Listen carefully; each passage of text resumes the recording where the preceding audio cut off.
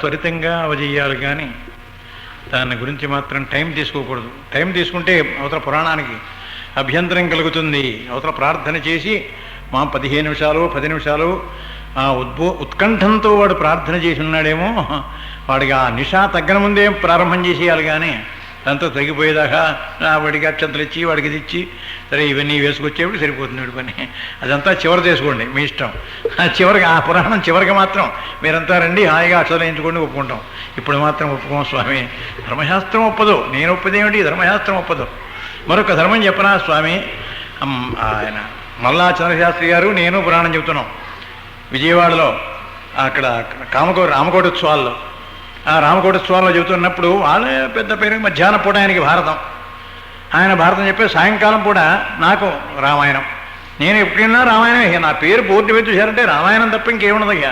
ఇంకొకటి నేను జీవితంలో చెప్పలేదు. స్వామి చిన్మయానంద మెడ్రాసులో చెప్తూ ఉపన్యాసం భగవద్గీతను గురించి మాట్లాడుతూ ఆ మహానుభావుడు ఆ రోజున నేనేదో ఖాళీగా ఉండి ఆవేళ అక్కడికి వెళ్ళాను. కేఎల్ కాంతారావు గారి ఇంట్లో ఉంటున్నానప్పుడు వారింట్లో సుందరకాండ చేస్తున్నాను. అక్కడి నుంచి సాయంత్రం బయలుదేరి అక్కడికి వెళ్ళాం. అందరూ కూడా భగవద్గీతలు పుచ్చుకున్నారు. చాలామంది జాగ్రత్తగా చూస్తున్నారు. మహాప్రభు అతర శిష్యులు ఉన్నారు, వాళ్ళందరూ కూడా గానం చేస్తున్నారు. రకరకములుగా ఉంది పాపం మహాప్రభు. పశ్చిమే పార్థరూపాణి చతుశోథ సహస్రశ ఆపండరాడు. పశ్చిమే పార్థరూపాణి చతుశోథ సహస్రశ, కొన్ని వందలు వేలు ఉన్నాయి చూడరా అని విశ్వరూప ప్రదర్శనంలో ఆ విశ్వరూపంలో ఆ శ్లోకం చదివి పరమాత్మ ఒక్క మాట చెప్పారు. ఏమిటికో తెలుసా, బహూని మే వ్యతీతాని జన్మానతవదార్జున తాన్యహం వేద సర్వాణి నత్వం వేత్త పరంతప.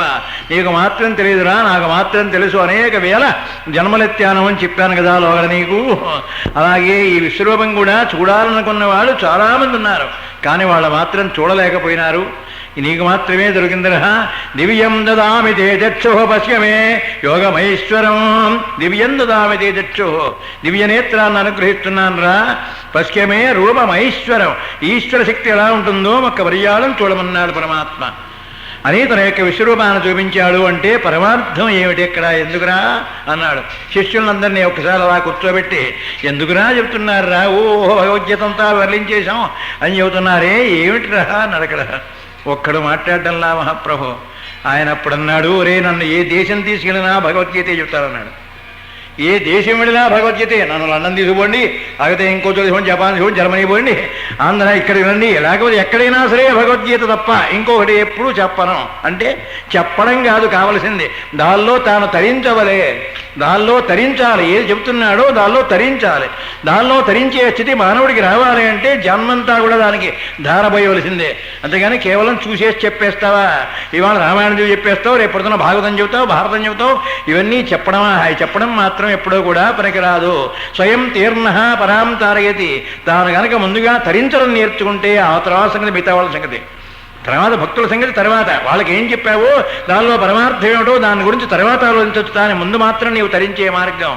ఆ కారణం చేత దివ్యం దదామి తే చక్షు పశ్యమే యోగమైశ్వరం, ఈశ్వర శక్తిని ఒక పర్యాలం చూపిస్తున్నాను చూడరా అన్నాడు పరమాత్మ.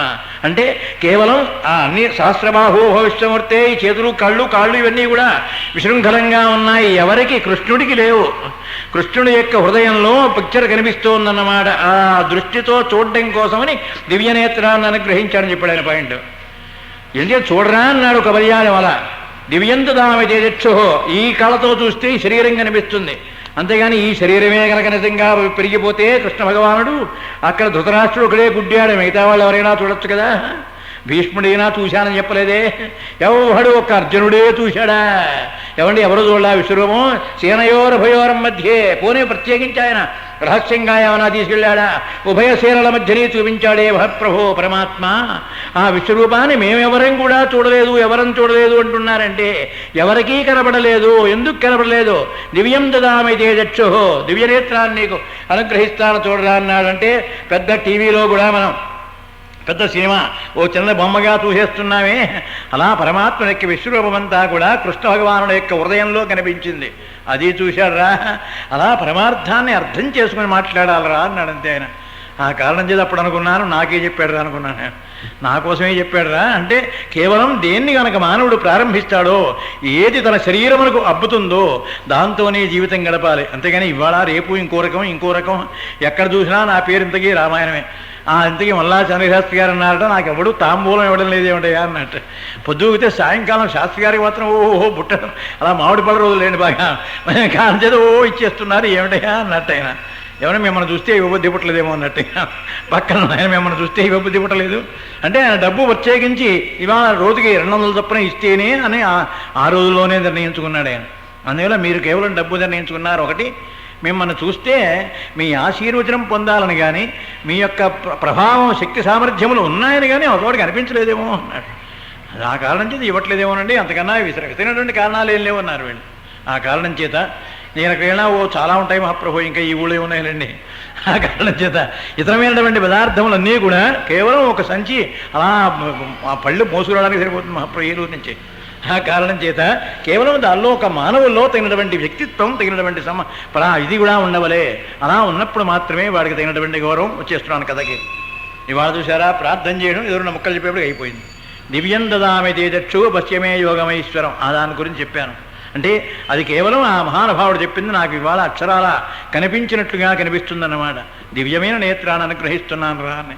ఆ దివ్య నేత్రం ఎవడికి వీడికి ఒక్కడికే ఉంది, సంజయుడికి. అందుకోసం ఇవన్నీ నేను చూశానని వాడు చెప్పాడు గుడ్డానికి వెళ్ళి. ఆ దివ్యనేత్రం వాడికి ఒక్కడే ఉంది కనుక జన్మతః వాడికి ఉంది. ఇక్కడ మాత్రం కృష్ణ భగవానుడే ఇచ్చాడు మహాప్రభు వీడికి. ఆ కృష్ణ భగవానుడే ఇచ్చాడు అర్జునుడికి. అందుకోసమనే దివ్యం దదామి తేజక్షు పశ్చిమే యోగమైశ్వరం. ఈశ్వర శక్తిని చూడాలి అంటే కేవలం ఈ కళ్ళకి మాత్రం సరిపోదు, కనిపించదు, సందేహం లేదు. ఆ కారణం చేత ప్రతివాడు కూడా నేను చెబుతాను అంటే మాత్రం కాదు, ఎవడు చెప్పాలో వాడే చెప్పాలి తప్ప రామాయణాన్ని చెబుతావో భారతమే చెబుతావో ఏం చెప్పాలో ఏదో ప్రతిదానికి ఒకడు నిర్ణయమై ఉన్నారు. ఆ నిర్ణయం ప్రకారం వాళ్ళే చెప్పాలి తప్ప అందులోనే ఇతరులు కూడా ప్రవేశిస్తే మాత్రం ఎప్పుడూ కూడా దానిలో సభ్యత ఉండదు మహాప్రభు. ఆ కారణం చేత వదిలేస్తున్నాను. ఈవేళ కిష్కింధకాండ ప్రారంభం. కిష్కింధకాండ 67 సర్గలు. 67 సర్గలకి రోజుకి 10 చొప్పున వేసుకొచ్చినా చెప్పుకొచ్చినా 6 రోజులు. ఆ 6 రోజుల్లో మిగతావి సరిదిద్దుకున్నా మొత్తం మీద 6 రోజులు మాత్రం తక్కువ పట్టదు, సందేహం లేదు మహాప్రభు. లేకపోతే 7వ రోజు కూడా పట్టవచ్చు. ఆ 7 రోజులతో సమాప్తం అవుతుంది ఇది కూడా. ఆ కారణం చేత పంపానదీ తీరమునకు పరమాత్మ రామచంద్రమూర్తి అలా ఒక పర్యాయం అలా ప్రదేశానికి వచ్చాడు. ఆ పంపానదీ తీరమునందు అలా చూస్తున్నాడు. విహగా పక్షులున్నాయి, ఇతర శార్దూలములున్నాయి, ఇతరమైనటువంటి అన్నీ కూడా దానిలో కనిపిస్తున్నాయి మహాప్రభు. హంసకారండవాకీర్ణా ప్రత్యవాకోపశోభితా. హంసకారండవాకీర్ణా, ఆ శ్లోకం రాలేదని కొంచెం మళ్ళీ వెనక్కి తిరిగారనమాట. హంసకారండవాకీర్ణా ప్రత్యవాకోపశోభితా. సమస్తమైనటువంటి పక్షులు, హంసలు ఇత్యాది సమస్తమైనటువంటి జీవకోటి కూడా హాయిగా ఆనందంగా ఆ పంపా సరోవరంలో తిరుగుతున్నాయట. దాన్ని చూడగానే రామచంద్రమూర్తికి విరహవేదన కలిగింది మహాప్రభు. ఆ విరహవేదన కలిగి ఒక్క వరియాడం అలా దుఃఖిస్తున్నాడు పరమాత్మ. సీతేది అభిభాషమాణ, సీత అని పలవరిస్తున్నాడు రామచంద్రమూర్తి. అంటే కేవలం విరహవేదనలో పడిపోయినాడు. అంటే మానవత్వంలో ఎన్నెన్ని అభిరుచులు, ఎన్నెన్ని భావములను కూడా మానవుడు అనుభవించవలను జాగ్రత్తగా చూపిస్తున్నాడు పరమాత్మ. ఆ సీత సృష్టి యావత్తు ఇంత అందంగా ఉంది, నువ్వు మాత్రం లేకపోతే నా సమక్షంలో నువ్వు కనుక లేకపోతే నేను ఇంత బాధపడుతున్నాను చూశావా అని ఒక్క పర్యాయం ఏడుస్తున్నాడు మహానుభావుడు. అనంతరముందున ఇతరమైనటువంటి పక్షులను, ఇతరమైనటువంటి వృక్షములను అన్నింటినీ కూడా మహానుభావుడు జ్ఞాపకం చేస్తున్నాడు. చూడరా నాయన, సమస్తమైన మృగములు కూడా సంసారిక జీవితంలో కేవలం ఆ సమస్తమైనటువంటి ఆవేదన పడుతూ తిన్నా తినకపోయినా ఏదో ఆ కోరిక తీర్చుకోవాలి అనేటువంటి భావన చేత ఎలా జీవిస్తున్నాయో చూడరా లక్ష్మణ అన్నాడు ఆయన. లక్ష్మణస్వామి వారికి అవునంటాడు, కాదంటాడా ఏమనడానికి వీలు లేదు. అందుకోసం పాపం మెదలకుండా ఊరుకున్నాడు. అలాగా అన్నయ్య, అలాగా అన్నయ్య అన్నాడు. అలాగా అన్నయ్య అంటున్నాడు అంతే. కేవలం దీనికి గాను 118 శ్లోకాలు ఖర్చు పెట్టారని సర్గ. ఆ సర్గ 118 శ్లోకాలండి. ఏది కేవలం ఈ అరణ్యవాసంలో ఇదంతా కూడా వర్ణిస్తూ ఉండడం. పైగా కిష్కింధకాండకు పరమార్థం చెప్పారు. ఏమిటి? ఇంతవరకు కూడా అరణ్యకాండలో తాను సేవించిన వాళ్ళకి మాత్రమే మోక్షం ఇచ్చి అనంతరముందున ఇతరులందరినీ కూడా సంహరించి అలా జరిగింది ఆ కాండ యావత్తు కూడా. ఇక కిష్కింధ దగ్గరికి వచ్చేటప్పటికి ఎవరు నమ్ముకున్నారో వారికి మాత్రమే స్నేహానికి ప్రాతినిధ్యం ఇచ్చి స్నేహ కారణంగా ఎవరైతే స్నేహం చేస్తారో రామచంద్రమూర్తితో స్నేహానికి పరమార్థం ఏమిటి, ఏ స్నేహం ఉంటుంది, ఏ స్నేహానికి ధర్మం ఏమిటి, ఏ స్నేహంతో ఎలా జీవించవలే అనే దానికి ధర్మశాస్త్రం చెప్తూ పరమాత్మ దానికోసమనే పుట్టింది ఈ కిష్కింధకాండ. ఈ కిష్కింధకాండని అందుకోసం చెప్పారట. అరణ్యకాండ అందుకోసం చెప్పారు. కేవలం మహానుషులంతా మహానుభావులంతా మోక్షం పొందుతున్నారు, లేని వాళ్ళంతా మరణిస్తున్నారు. ఈ రకరకములుగా వీళ్ళంతా కూడా జరిగిపోయింది. ఆ కారణం చేత ఎక్కడి వారు అక్కడే అలా అయిపోతున్నారే ఆ సృష్టిలో ఉన్నటువంటి సమస్త. అందుకనే ఈ కేవలం ఈ శృంగారాన్ని మాత్రం విపరీతంగా వర్ణిస్తే అవతల వాళ్ళకి వినే వాళ్ళకి మనస్సు పాడైపోతుంది.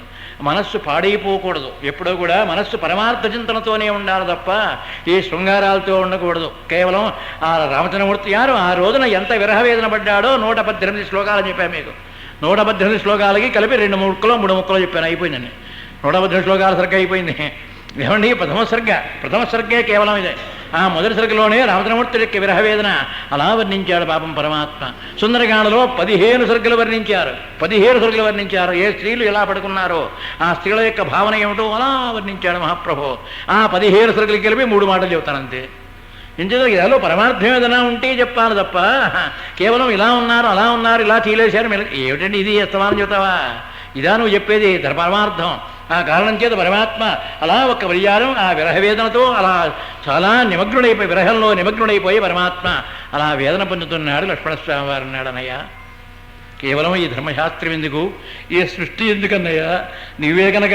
అందుకనే శోకో నాశయతే ధైర్యం, శోకో నాశయతే శ్రియం, శోకో నాశయతే సర్వం, నాస్తి శోక సమోరిపు అన్నారు. శోకంతో సమానమైనటువంటి శత్రుడనేవాడు లేడు. శోకో నాశయతే ధైర్యం, మానవునికి ఉన్నటువంటి ధైర్యాన్ని పోగొడుతుంది. శోకో నాశయతే శ్రియం, మానవుడికి ఐశ్వర్యం పోతుంది ఎప్పుడు ఏడుతూ కూర్చుంటే. శోకో నాశయతే సర్వస్వం, కూడా శోకం అనేది పోగొడుతుంది. నాస్తి శోక సమోరిపు, శోకంతో సమానమైనటువంటి శత్రుడు మాత్రం ఎవరూ లేరని. అన్నయ్య నీకు తెలుసు కదా, నువ్వు ఫలానప్పుడు అన్నావు కదా ఒక పర్యాయం, రే నాయనా లక్ష్మణ ఇలా ఏడుస్తూ కూర్చుంటే మనం ఎలాగరా సీతాన్వేషణ కోసం ముందుకు వెళ్ళాలరా అన్నావే. అలాగే నువ్వు విరహవేదన అని కేవలం మామూలుగా ప్రాకృతమైనటువంటి జనం ఎలా ఇబ్బందులు పడుతుంటారో, దానికోసమని ఎన్ని రకరకములుగా అవస్థలు పడుతూ ఉంటారో అవన్నీ కూడా నువ్వు అనుభవిస్తావా అన్నయ్య? కేవలం ఆ దుఃఖమనే శోకమని మాత్రం వదిలిపెట్టేసే. కేవలం అది ధైర్యమని మాడుతుంది, మానవుని యొక్క ధైర్యాన్ని పోగొడుతుంది, ఇతరమైనటువంటి భావనలను కూడా ఎప్పటికప్పుడే పోగొడుతుంది. కనుక ఏమైనా సరే ఈ ధర్మశాస్త్రీత్యా నువ్వు ఏమైనా సరే శోకాన్ని విడిచిపెట్టన్నయ్యా అన్నాడు. నువ్వు శోకాన్ని విడిచిపెట్టే అన్నయ్యా అన్నాడు. అందుకనే ఎప్పటికప్పుడే ప్రతి మానవుడు కూడా సృష్టిలో అనేకమైనటువంటి జాతులన్నీ కూడా ఉన్నాయి మహాప్రభు. అనేక రకమైనటువంటి జాతులకి కూడా మూలకారకుడు పరమాత్మ. పరమాత్మ అయి ఉండి కూడా తానే పరమాత్మ అయి ఉండిగా అందులో నీవే పరమాత్మ అయి ఉండి కూడా నీవు కూడా ఈ స్థితిని పొందుతున్నావంటే చాలా అగేయం అన్నయ్యా, చాలా నీచమైనటువంటి పని అన్నయ్యా. వదిలేసే అంటే కొంతసేపు ఉండడం సహజ లక్షణం. ఆ సహజ లక్షణం చేత కొంతవరకు ఉన్నావు కనుక వదిలిపెట్టేయన్నయ్యా అన్నాడు. ఇతరమైనటువంటి కారణాలు అక్కర్లేదు, ఆ కారణం వదిలేయన్నయ్యా అన్నాడు. శ్రేయానంతరం కొంతసేపటికి భావం తేరుకున్నాడు పరమాత్మ. అక్కడ ఓ సరక అయిపోయిందండి, తేరుకున్నాడు. అనంతరం ఈ 2వ సరకలో ప్రారంభం. ఆ 2వ సరకలోకి తర్వాత కొంతసేపటికి తేరుకున్నాడు. ఒరే నాయన ఏమిట్రా గచ్చ శీఘ్రమితో రామ సుగ్రీవం తం మహాబలం. సుగ్రీవుడు అనేటువంటి పరమాత్మ ఎవడో ఇక్కడ ఉన్నట్రా ఈ ప్రాంతంలో, ఆయనతో స్నేహం చేయమని చెప్పాడు కదా మనకు మహాప్రభు వశిష్ఠుడు. ఆ మహానుభావుడు కూడా కుంభసంభవుడు, ఆయన కూడా మనకు చెప్పాడు కదరా, ఏదిరా ఇక్కడ కనబట్టలేదురేరా అన్నాడు. చూద్దాను అన్నయ్య, ఈ ప్రాంతానికి వచ్చాం కదా, ఇక్కడే అంత దూరంలోనే ఉండట ఋష్యముఖ ప్రాంతంలో ఉంటాట మహానుభావుడు సుగ్రీవుడు. ఆ కారణం చేత అవతల కబంధుడు చెప్పాడు, ఇతరమైన మహానుభావులంతా చెప్పారు. దహన సంస్కారం చేస్తే వారికి యక్షత్వం వచ్చేసింది. ఆ యక్షత్వం వచ్చినాత ఒరే నాయన ఇక్కడే ఉంటాడయ్యా మహాప్రభు, వాళ్ళి వాడితో స్నేహం చేయి, వాడి వల్ల నీ పని అయిపోతుంది అంతమంది చెప్పారు కదా అన్నయ్య. అది కొంచెం చూద్దాం, కాస్త ముందుకెళ్దామని అడిగిన. కొంచెం ముందుకెళ్దామన్నయ్యా అన్నారు. అలా బయలుదేరి ముందుకు పెడుతున్నారు. ఆ సమయంలో మహానుభావుడు సుగ్రీవుడు ఆ కొండ మీద నుంచి చూశారు. రామలక్ష్మణుని ఎక్కడి నుంచో పాపం ఆ కొండ మించి చూశాడు. వాలిన ప్రేషిదావేదో, వీళ్ళిద్దరినీ వాలి పంపించాడేమో. ఆ శస్త్రములు అస్త్రములు ధనస్సు ఈ కాంతివంతంగా ఉండడం, వీరి యొక్క శరీరం అపోహో చాలా యుద్ధ సన్నద్ధులై ఉన్నట్టుగా కనిపిస్తున్నారే పరమాత్మ, ఎవరో వాలి పంపిస్తున్నాడు రా అనేటువంటి భయం చేత ఒక్క పర్యాయం ఆ గుహలోంచి చాటుగా చూచినటువంటి సుగ్రీవుడు పరిగెత్తికెళ్ళి హనుమంతుడితో చెప్పాడయా మహాప్రభో హనుమా అన్నారు. అంటే సుగ్రీవుడు రాజ్యం చేసినప్పుడు హనుమ మంత్రి. సుగ్రీవుడు కొంతకాలం రాజ్యం చేశాడు. సరే ఇవాళ వస్తుంది లేడు కదా చెప్పేస్తాను. వాడు కొన్నాళ్ళు రాజ్యం చేశాడు. ఆ రాజ్యం చేసినప్పుడు మంత్రిగా ఉండేవాడు మహానుభావుడు ఈ హనుమంతుడు. అందుకనే నల నీల సుషేణ హనుమంతుడు నలుగురు, నలుడు నీలుడు సుషేణుడు హనుమంతుడు. ఈ నలుగురు ఉండగానే మధ్యలో సుగ్రీవుడు ఉన్నప్పుడే వేశారు మూట, నగల మూట. ఆవిడ పడేసిందే నిన్నో మొన్నో చెప్పాను కదా మహాప్రభు. ఈ నలుగురు ఉన్నారు. అందులో మోక్షం అనేది హనుమంతుని యొక్క పాత్ర. ఆ సమస్తమైనటువంటి జీవులకి కూడా మోక్షాన్ని అనుగ్రహించేవాడు ఒక్క హనుమంతుడే. అందుకనే హనుమంతుని ప్రార్థిస్తే తప్ప అనుకున్న కార్యం కాదు. మీకు హనుమంతుని ప్రార్థిస్తేనే అనుకున్న కార్యం అవుతుంది, అంతేగాని కేవలం ఇతరమైనటువంటి వాటిలో ఏమీ కాదు మహాప్రభు. సమస్తమైన అడ్డంకులని కూడా సంహరించి సమస్తమైనటువంటి నిత్యమైనటువంటి జీవితంలో ఎంతమంది అడ్డొస్తారో అందరినీ కూడా సంహరించి పరమాత్మ అనుకున్న పని చేసి తీరుతాడు, సందేహం లేదు. గచ్చ శీఘ్రమితో రామ సుగ్రీవం తం మహాబలం అని చెప్పారు కదా. ఆ కారణం చేత వెళ్ళు అన్నయ్య ముందుకెళ్దాం పదం అన్నాడు. ఈయన వీళ్ళ సంచరిస్తూనే ఉన్నారు. వీరిద్దరూ కూడా ఎక్కడి నుంచో పాపం స్వామి హనుమ చూచాడు. ఆ మాట అనుకున్నాడు, బాలేన ప్రేషితావేతో, వీళ్ళిద్దరినీ వాలి పంపించాడేమో అని భయభ్రాంతుడై వెంటనే హనుమని పిలిపించాడు. ఏం హనుమ చూశావయ్యా ఎవరో వస్తున్నారన్నాడు. ఎవరో వస్తున్నారు, ఇద్దరు కూడా శరజాపధారిణవో, కేవలం ధనస్సుని అలాగే ఖడ్గములను పుచ్చుకుని బయలుదేరి వస్తున్నారే మహానుభావులు. వాళ్ళని మాత్రం మా అన్నయ్యే పంపించుంటాడు, తాను రావడానికి వీల్లేదు కనుక. శాపకారణం చేత ఈ పర్వతం మీదకి వస్తే వాడు శిరస్సు సహస్రవక్కలే మరణిస్తాడు వాలి. అందుకోసమని మాత్రమే ఇది కాస్త ఖాళీగా ఉంది కనుక నేను ఇక్కడే కనిపిస్తున్నానయ్యా. అటువంటి సమయాల్లో మరి ఎవరూ రావడానికి వీల్లేదు కనుక, తాను రావడానికి వీల్లేదు కనుక ఎవరైనా పరాయి వారిని తినటువంటి ఏర్పాటు చేశాడేమో. వీళ్ళిద్దరినీ చూస్తే సమానమైనటువంటి పరాక్రమంతో మహానుభావులు ఇరువురు కూడా ప్రకాశమానంగా కనిపిస్తున్నారు. నాయన నువ్వు వెళ్ళి కాస్త జాగ్రత్తగా చూసి వాళ్ళు ఎవరో అడ్రస్ ఏమిటో తెలుసుకుని కాస్త మన వాళ్ళు అయితే తీసుకురా, లేకపోతే మిగతా వాళ్ళైతే అక్కడ పండించాడు. అక్కడే వాళ్ళని మొట్టుపెట్టి రానన్నాడు. కవిరూపం పరిత్యజ్య భిక్షరూపం సమాశ్రిత. వెంటనే స్వామి హనుమ కవిరూపం పరిత్యజ్య, వెంటనే ఆయన కూడా సమస్తమైనటువంటి విద్యలతో పాటు ఆయనకు కూడా కామరూప విద్య వచ్చు హనుమంతుడికి. ఏ రూపం కావాలంటే ఆ రూపాన్ని పొందగలడు. ఆ విద్య ఎలా వచ్చింది? వాళ్ళ అమ్మ చెప్పింది ఆయనకి. వాళ్ళ అమ్మకి ఎవరు చెప్పారు? ఆ అమ్మకి నాన్నగారు చెప్పాడు. అంటే ఆ విద్యకి ఒక్కతే పిల్లట ఆడపిల్ల ఆయనకి. అయినప్పటికీ ఆ విద్య పోతుందని, అందుకోసమని కామరూప విద్యని చెప్పాడు మహాప్రభు. ఆ కారణం చేత అంజనికి వచ్చు కామరూప విద్య. అంజనికి వచ్చు కనుక హనుమంతుడు చెప్పింది ఆవిడ. అంటే విద్య అనేది మాత్రం ఎప్పుడూ కూడా పోగొట్టుకోకుండా ఏదో ఒక పరంపరలో ఒక ఆడకైనా మొగకైనా ఒప్పగించాలి అనే ధర్మాన్ని మానవుడు సమాజంలో జ్ఞాపకం చేశారు. అలా చెప్పకుండా చచ్చిపోతే ఆ విద్యే పోతుంది మహాప్రభు. చెప్పకుండా వాడు కనుక చచ్చిపోతే విద్య నశించిపోయినట్టుగా. ఇక విద్యకే స్థానం లేదు, విద్యకే గౌరవం లేదు. ఇక ఆ కారణం చేత విద్య పోతుంది కనుక పోకుండా మాత్రం విద్యని పరంపరాప్రాప్తంగా వచ్చేటట్టుగా ముందుకు మాత్రం దాన్ని పంపిస్తూనే ఉండాలి. ముందుకు పంపిస్తూ ఉండాలి కనుక ఆ కామరూప విద్య వచ్చేయనికి. కవిరూపం పరిత్యజ్య భిక్షరూపం సమాశ్రిత. భిక్షవేషంతో అమాంతంగా ఒక పర్యాయం వేషం మార్చేశాడు మహాప్రభు పరమాత్మ. తలుచుకుంటేనే వేషం మారిపోతుంది ఆయనకి. ఆ మారిపోయినాడు ఒక పర్యాయం. అక్కడి నుంచి లంఘించి స్వామి హనుమ ఎక్కడున్నాడో అక్కడికి వచ్చి వాడాడు. రామచంద్రమూర్తి ఎక్కడున్నారో అక్కడికి వచ్చేసాడు హనుమ. మహాప్రభు అహంభో అభివాదే అన్నాడు. అలా చూస్తున్నాడు జగాదిగా. ఎక్కడి నుంచి తన యొక్క మాటలను ప్రారంభం చేశాడు. అర్ఘ్యుడు సామాధరవణ వేదములతో కలిసినట్లుగా మాట్లాడుతున్నారట మహాప్రభు. మరి హనుమంతుడు ఏం మాట్లాడండి? అయ్యా తమరు లేని కారణం చేత ఈ దేశం వియోగాన్ని పొందుతోంది మహాప్రభు. అంటే మీరే ఊరించి అడగకుండా చూసారా వాడి యొక్క లౌక్యం రాజకీయం. మీరు లేనటువంటి కారణం చేత విరహవేదన ఏ దేశం పడుతోంది మహాప్రభు. ఏ దేశంలో మీరు ప్రభువులు లేకుండా ఏ దేశం అలా క్షీణించిపోయింది స్వామి. ఎవరో నా బాధపడుతున్నవారు మహాప్రభు. తమరు ఏ దేశమునికి అధిపతులు, ఏ దేశానికి అధిపతులు, మీరు ఏ దేశాన్ని పరిపాలిస్తున్నారు మహాప్రభు అన్నాడు. అంతేకాదు మరొక ధర్మం. అక్కడికి వచ్చేటప్పటికీ ఏం శాస్త్రం? అక్కడ సాముద్రిక శాస్త్రంతో పాటు మరొక దాన్ని కూడా జ్ఞాపకం చేశారు. అయ్యా తమ యొక్క అంగుళి అనఘాంగుష్టం వేరి గోళ్ళు కానీ కాలిగోళ్ళు కానీ ఎక్కడ ఏదీ కూడా లోపంతో ఉన్నట్టుగా ఎక్కడా కనిపించడం లేదే మహాప్రభు ఎవరు మీరు అన్నాడు. అంటే వాడు సాముద్రిక శాస్త్రంలో కూడా ప్రవేశం ఉంది అని జ్ఞాపకం చేశాడు. ఇతరమైనటువంటి శాస్త్రంలో కూడా ప్రవేశం ఉన్నట్టుగా అనుభవయాజ్ఞవేత్త కనుక ఆ మహాపండితుడు అలా జాగ్రత్తగా మాట్లాడాడు. లక్ష్మణ చూశావరా ఈ మహానుభావుడు ఎంతటి మహాపండితుడో చూశావా అన్నాడు ఆయన. అంతేగాని హనుమాన్ అన్నవాడు నాకు ఇదవుతాడు శిష్యుడవుతాడు అనేటువంటి మాట మాత్రం ఎక్కడా లేదండి. వెంటనే స్వామి హనుమన్నాడు. హనుమతో రామచంద్రమూర్తి అన్నారు, లక్ష్మణస్వామితో అన్నాడు, చూడరా నాయన ఈ హనుమ ఎంతటి మహానుభావుడు. ఎవరో కానీ కపీశ్వరుడు వానరశ్రేష్ఠుడు. ఈ వానరశ్రేష్ఠుడు కాస్త భిక్షరూపంలో వచ్చేశాడు. ఆ భిక్షరూపంలో వచ్చినటువంటి మహానుభావుడు ఎవరో కానీ వీడికి మాత్రం సకల విద్యలు వచ్చురా అన్నాడు. అంగుళీ అనగా అంగుష్టం, వాడి కాలుగోళ్ళు వేలిగోళ్ళు కూడా అప్రస్ఫుటంగా సమస్తమైన ధర్మములకు కూడా కట్టుబడినట్లు కనిపిస్తున్నాయి. దేహం చూడరా ఎలా ఉందో. ఈ మహానుభావుడు ఎవరిని సేవిస్తారో వారు మాత్రం ప్రభు అవుతారా అని అడిగిన. ఎవరిని సేవిస్తాడో వాడు ప్రభు అవుతాడు అన్నారు. ఆ మాటకి రామచంద్రమూర్తి యొక్క చెప్పినటువంటి మాటకి హనుమంతుడు చాలా సంతోషించారట. అందుకనే సుగ్రీవుడిని ఇంతవరకు ఆశ్రయించారు కనుక సుగ్రీవుడికి పట్టాభిషేకం జరిగింది. సుగ్రీవుడికి పట్టాభిషేకం జరగగానే రామచంద్రమూర్తికి అప్పగించాడు సేవకుడిగా సుగ్రీవుడు హనుమంతుడిని. ఈ రామచంద్రమూర్తి యొక్క సేవ ఆక్షణలుగా చేశాడు కనుక రాముడికి పట్టాభిషేకమైంది తిరిగి. ఈ పట్టాభిషేకాల వారికైనా వీరికైనా హనుమంతుని యొక్క గొప్పతనం అది. అందుకని వీరిది కాదండి మరి లోపలికి వెడితే ధర్మశాస్త్రం అలా చెప్పుకొస్తారు. కేవలం వీరి గొప్పతనం తప్ప వీరి వెళ్ళిన వారి గొప్పతనమే లేదు వెళ్ళదే. ఆ కారణం చేత మహానుభావులు కనుక పరమాత్మ నాయనా వీడు ఎవరిని సేవిస్తారో వాడు మాత్రం ప్రభువుతాడురా చూడరా.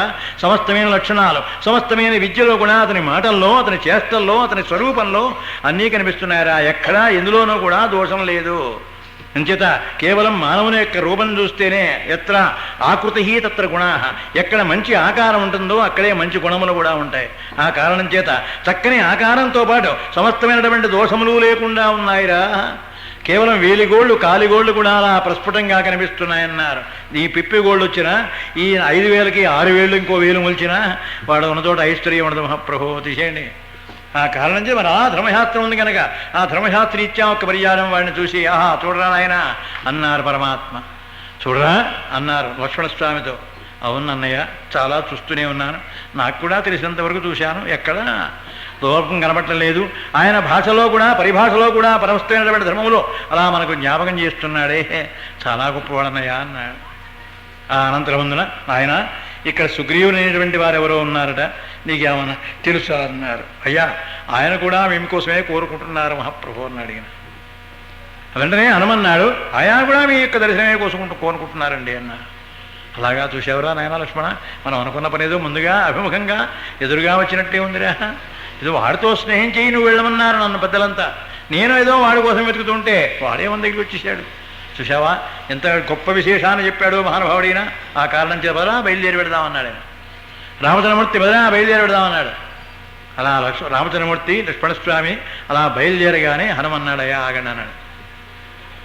మీరిద్దరూ నా భుజస్కంధం మీద కూర్చోమన్నాడు. భుజస్కంధం మీద కూర్చోబెట్టుకుని ఋష్యముఖం కొండ ఎక్కుతున్నాడు. ఆ సుగ్రీవుడికి హడిలెత్తు భయం ఎత్తుంది వాడికి. ఎవరో చూసారా అంటే ఎత్తుకొస్తున్నాడు ఏమిటా వాళ్ళని, ఇది వాళ్ళ దగ్గరికి వచ్చిన ఏం చేస్తారు మహాప్రభు ఏమిటా వీడు ఈ పని చేస్తున్నాడు అని వాళ్ళకి భయం కలుగుతోంది. అంటే కేవలం వాళ్ళు కనుక మనవాళ్ళు కాకపోతే సంహరించమని ఈయన ఏం చెప్పాడు, వాడి యొక్క అవయవములు అంగుష్టములు సమస్తమైనటువంటి లక్షణములు బాగున్నాయి కనుక ఈయనే సహజమైనటువంటి లక్షణం కలవాడు రాయుడ అన్నాడు. అంటే ఎవరిని ఆశ్రయిస్తాడో వారు ప్రభువుతారన్నారు. ప్రభు కావాలి అంటే దానికి ఏం చెయ్యాలి, ఉత్తరాక్షణంలో భుజస్కంధంలో కూర్చోబెట్టుకున్నాడు. మానవుడికి కనుక భుజం మీద చెయ్యి అలా తట్టితే నువ్వు గొప్పవాడివి కావాలరా అని అర్థం. ఇక్కడే పట్టుకుంటే 6 నెలల్లో ఇద్దరు కలిసి కొట్టుకుంటారు. ఇక్కడ పట్టుకుంటే ఇలా పట్టే యథార్థం. ఇలా అంటే ఒక చెయ్యి ఇలా పెట్టి ఒక చెయ్యి కనుక ఇలా పోలిస్తే ఇద్దరం విడిపోతాంరా అని అర్థం. ఇక్కడ పట్టుకుంటే 3 నెలల్లో విడిపోతాం, ఇక్కడ కొట్టే 6 నెలల్లో కొట్టుకుంటాం. సరే ఇక్కడ కొడితే ఎవడో తీసుకుపోతాం. చక్కలేగా అర్థమైపోయింది చూడండి. మరి చెయ్యి ఎక్కడ వేస్తే ఎన్ని ధర్మములు వస్తాయో ఆ కారణం చేత భుజస్కంధం మీద కూర్చోబెట్టుకున్నాడు పరమాత్మ. రామలక్ష్మణుడిద్దరిని కూడా కాళ్ళకు వచ్చాయా రామచంద్రమూర్తికి, రే నేను నడవలేనురా నీ బుధాలు కూర్చుంటానన్నాడా, ఏమీ అనకుండా హనుమంతుడు ఆ మాటకే సంతోషించి పరమాత్మ ఇరువురిని కూడా భుజస్కంధం మీద కూర్చోబెట్టుకున్నాడు. అలా బయలుదేరి వచ్చేస్తున్నాడు కొండ మీదకి. సుగ్రీవుడు హడిలిపోతున్నాడు. మహాప్రభో ఏమిట్రా వెళ్ళిన వాళ్ళు వీళ్ళని కూర్చున్నాడు ఏమిట్రా బాబు, విడుతూ షడజాపధారణం మహాప్రభో ఇద్దరు కూడా బాణములతో సమస్తమైనటువంటి కత్తులతో రకరకములుగా మహానుభావులు ప్రకాశమానంగా ఉన్నారే, వాడిని తీసుకొస్తున్నాడు ఏమిట్రా అనుకుంటే బాబు వీడు హడిలిపోతున్నాడు. సరాసరి ఆ ఋష్యముఖం మీదకి తీసుకువెళ్ళారు. ఋష్యముఖం మీద ఒక్క పర్యాణం కిందకి దించాడు రామలక్ష్మణుని. వెంటనే లోపలికి వెళ్ళి సుగ్రీవుణ్ణి పిలిచాడు. మహాప్రభో సుగ్రీవా అన్నాడు. వీడు మాత్రం పలకడల్లా, ఇంకో చోటికి పోయినాడు. రహస్యంగా దాక్కున్నాడు పలకండా. ఏమయ్యా సుగ్రీవా నిన్నేనయ్యా అన్నాడు. ఏమిటి బాబు హడావిడికి వచ్చేవాడురా అన్నాడు. అయ్యా మహాప్రభో మీతో స్నేహాన్ని కోరుతున్నారండి వారు కూడా, మీరు కూడా స్నేహాన్ని కోరుకోండి, మీ కష్టం కూడా తీరిపోతుందేమో అన్నాడు. ఇంచేత మీకు కూడా భార్యావియోగ దుఃఖం ఉంది మహాప్రభో, భార్యావియోగ దుఃఖం మీకు కూడా ఉంది. అంతేకాదు కేవలం అన్నగారితో వైరం కూడా ఉంది మీకు. ఆ రెండో కూడా ఈయన వల్ల తీరుతాయేమో మహాప్రభో, ఆ వచ్చే మహానుభావుల వల్ల తీరుతాయని నాకు నమ్మకం కలిగింది. ఆ కారణం చేత వారిద్దరినీ కూడా తీసుకొచ్చాను, వారివన్నీ కూడా పైకి తీసుకొచ్చాను మహాప్రభో, వారితో స్నేహం చేయండి అన్నాడు. ఎవరు? స్వామి హనుమ. అలాగేనంటావా, బయటికి రమ్మంటావా అంటున్నాడు. పాపం కొంతసేపటికి సణుక్కుని విసుక్కుని మొత్తం మీద అలా బయటికి వచ్చాడు మహాప్రభో సుగ్రీవుడు. రామచంద్రమూర్తి చూశారు సుగ్రీవుణ్ణి. వెంటనే వచ్చాడు మహాప్రభో, కరచాలనం చేశాడు. అంటే ఈ షేక్ హ్యాండ్లు అప్పటి నుంచి ఉన్నాయండి. అంటే షేక్ హ్యాండ్ అంటే నొక్కడం కాదండి, ఇలా అనాలి అంతే. చెప్పడంలో ధర్మశాస్త్రం ఉంది అక్కడ. ఇలా అనాలి తప్ప రెండు చేతులు కూడా ఇలా పెట్టుకోవడం, నొక్కడం, అలాగే గుంజడం, ఇలా ఊపడం ఇటువంటివి మాత్రం ఏమి ఉండకూడదండి. ఇది దౌర్భాగ్యం. ఇది కేవలం అలా అని వదిలిపెట్టేయాలి. ఇలా అంటే చాలు, కరస్పర్శ చేస్తే చాలు. ఆ కరస్పర్శ చేశారు రామచంద్రమూర్తి. సుగ్రీవుడు కూడా కరస్పర్శ చేశాడు అనంతరమందున. అలా కూర్చున్నారట పరమాత్మ. వెంటనే మద్ది చెట్టు కొమ్మలు తీసుకొచ్చి రామలక్ష్మణులకి వేశాడు హనుమంతుడు. అలాగే మంచి గంధప చెట్ల యొక్క చర్మాలు ఆ కొమ్మలు తీసుకొచ్చి సుగ్రీవుడికి వేశాడు. వారికి వీరికి వేసిన దానిలో తేడా ఏమిటి? అక్కడ పరమార్థం ఏమిటి అంటే కేవలం మంచి గంధప చెట్లు విషం కన్నా ఎక్కువ విషం కలిగేది మంచి గంధప చెట్టు. మంచి గంధానుకున్న విషం దేనికి లేదండి. అందుకనే గంధం ముఖం మీద పెడతాడు. ఎందుకో తెలుసా? సమస్తమైన ఏ దోషం ఉన్నా ఏ వ్యాధి ఉన్నా ముందు ముఖం మీద కనిపిస్తుంది కనుక ఆ ముఖం మీదకి ఆ వ్యాధి రాకుండా ఉండడం కోసం పెడతాడు. అందుకని గంధం పెట్టుకోవడం, బుట్టెట్టుకోవడం ఆ ఆచారం అందుకు పుట్టింది. సమస్తమైన విషముల కన్నా గొప్ప విషం అండి. కాలకూడ విషం కన్నా మహత్తరమైన విషం గంధం. ఆ కారణం చేత మంచి గంధవ కొమ్మల మీద కనుక కూర్చోబెడితే ఏమన్నా వీడిలో ఇంకా దుర్బుద్ధి అంటూ ఉంటే ఆ దుర్బుద్ధి నశించిపోతుంది వీడికి. అమ్మా అందుకోసం వేసేట ఆయన మహానుభావుడు. అది ప్లాన్ అయింది. సరే వీరికి మాత్రం మధ్య చెట్టు కొమ్మలు పట్టుకొచ్చారు, వేసేశారు. సరే ఆ మధ్య కొమ్మల మీద వీరు కూడా కూర్చున్నారు. చక్రే అగ్ని సాక్షికం సఖ్యం. ఇరువురు కూడా అగ్ని సాక్షిగా స్నేహం చేసుకున్నారు. అగ్నిహోత్రం తీసుకొచ్చాడు, అలా ప్రజ్వలింపజేశాడు స్వామి హనుమ. అనంతరమందుని ఇరువురు కూడా ఒక్క పర్యాడు వల్ల చక్రే అగ్ని సాక్షికం సఖ్యం, ఈ కార్యక్రమాన్ని పూర్తి చేసే బాధ్యత నాది అన్నాడు. అయ్యా నిజంగా నా పనులే కనుక అయితే నీ భార్యను వెతికించే బాధ్యత నాది అన్నాడు వీడు. కాదు, ధర్మశాస్త్రం చెప్పాడు అక్కడ మహాప్రభో. స్నేహం అనేది ఎలా చేయవలే, ఎప్పుడు చేయవలే, ఎందుకు చేయవలే, స్నేహానికి ఎంతవరకు పరమార్థం, స్నేహానికి ఎప్పుడు ఆ నివృత్తి ఎప్పుడు కలుగుతుందో తెలుసా? స్నేహం అనే దానిలో కేవలం బంగారం కానీ, వస్త్రములు కానీ, వెండి కానీ, డబ్బు కానీ ఏదైనా సరే అలా పెద్ద పెద్ద పోగులుగా పూసినా సరే, ఎవరు పట్టుకెళ్ళినా సరే వీరిద్దరిలో ఇది నీకురా ఇది నాకు అనే భావన రాకూడదు. అది వచ్చింది అంటే ఇది నీకు ఇది నాకు అన్నాడు అంటే అందులో కొంచెం వీడి పెద్ద భాగం వేసుకుంటాడు, లేకపోతే ఓ భాగం తగ్గిస్తాడు. సందేహం లేదు మహాప్రభో. ఆ మాట రాకుండా ఉన్నంత వరకే వాడితో స్నేహం చెయ్యాలి. ఎత్ర మిత్రత్వమిచ్చంతి తత్ర త్రీణి నగారయేత్తు వాగ్వాద అర్థ సంబంధ పరోక్షే ధరభాషణం. ఎత్ర మిత్రత్వమిచ్చంతి తత్ర త్రీణి నగారయేత్తు. 3 పనులు మాత్రం చేయకూడదు. వాగ్వాద కాసేపు వాడికి వీడికి కొంచెం మాట పట్టింపు వచ్చినాదా, ఏరా ఇలా కాదురా ఇలా అంటుంటాడు, ఇలా కాదులేరా అంటుంటాడు. ఇలా ఎంతసేపు పొట్లాడుకుంటారండి ఇద్దరు కూడా. అలా వాగ్వాదం పనికిరాదు. పోన్లేరా నువ్వు చెప్పింది కరెక్ట్, పోనీరా ఇక వదిలేసేరా, నీ మాటనే ఒప్పుకుంటున్నాను రా అని అంగీకరించాలి తప్ప దాన్ని వాదనగా మాత్రమే పెట్టుకోకూడదు. అలా వాగ్వాదమే పెట్టుకుంటే వాడితో స్నేహం చేయకూడదు. అర్థ సంబంధ డబ్బు ఇచ్చి పుచ్చుకోవడం. ఎవరికి లెక్క లేదు డొక్క లేదు. వాడికి ఎప్పుడు 10 రూపాయలు అడిగాడు, వీడి ఎప్పుడు 20 రూపాయలు అడిగాడు, వీడిచ్చేప్పుడు అడిగితే వీడి ఇవ్వలేదు. దాంతో ఎలా బొన్నిసార్లు పట్టుకెళ్ళారు వీడు, ఇవాళ నేను డబ్బు అడిగాడు లేదంటాడా, 10 రూపాయలు అడిగితే అంటాడు వీడు. చూసారా, అలా మా భేదం వచ్చేస్తుంది. అర్థ సంబంధ ఎప్పుడు స్నేహాన్ని కోరుకున్నప్పుడు మాత్రం డబ్బు ఇచ్చి పుచ్చుకోవడం ఎప్పుడూ కూడా జీవితంలో చేయకూడదు. పరోక్షే ధరభాషణం. వాడు ఎక్కడికో వెళ్ళినప్పుడు వెళ్ళి వాళ్ళ ఇంటికి వెళ్ళి వీడే కుర్చీ లాక్కుని కూర్చుని భార్యతో మాట్లాడకూడదు. వాడు లేడు అంటే వెళ్ళిపోవడమే, అంతేగాని వాళ్ళు స్నేహితుడయ్యేది, వాడు ఆప్తుడయ్యేది, మిత్రుడయ్యేది, ఏమైనా అయ్యేది మహాప్రభు. వాడు లేడు అంటే ఇంట్లో ఆయన లేరున్నా ఆవిడ కాకేసిందంటే వెళ్ళిపోవడమే. మళ్ళీ గుమ్మలో కూడా వెళ్ళకూడదు.